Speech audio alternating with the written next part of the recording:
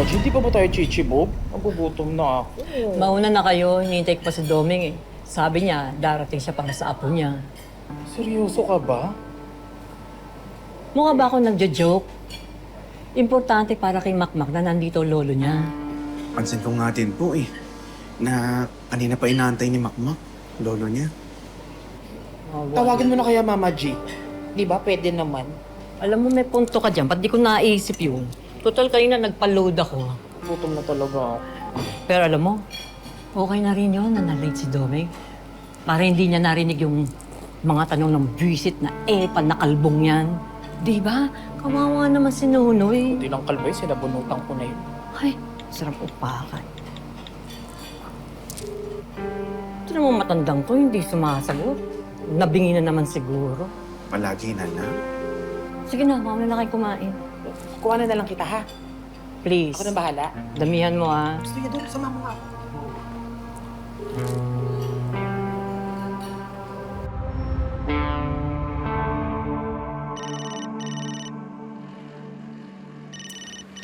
Mangdo si Aling Gloria. Mo? Aling Gloria? Huwag mo sasagutin.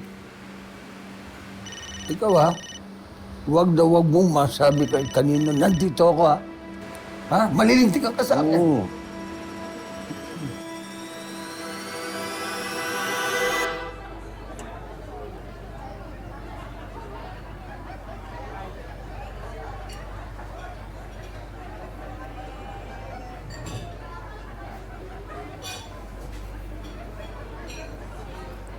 Kasi mangot ka na naman. Mat, di kaya. Huwag mo nang i-deny. Kitang-kita sa mukha mo, nakakunot yung ulo mo. Tsaka kitang-kita ko kayo sa mata mo na nagsiselos ka sa attention na binibigay ng papa mo kay Makmak. Hoy, hindi ako nagkiselos. Tsaka maniwala ka o hindi, happy ako para sa kaibigan mo si Makmak. Okay?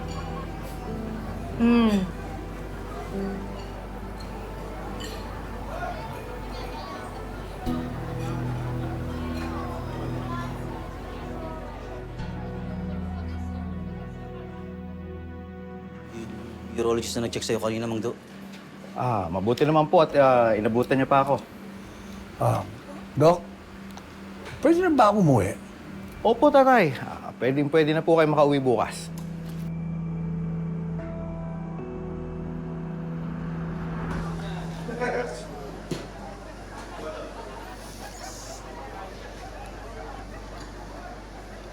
Beshi, ba't di ka pa kumakain? Hindi mo pa ginagalaw yung pagkain mo.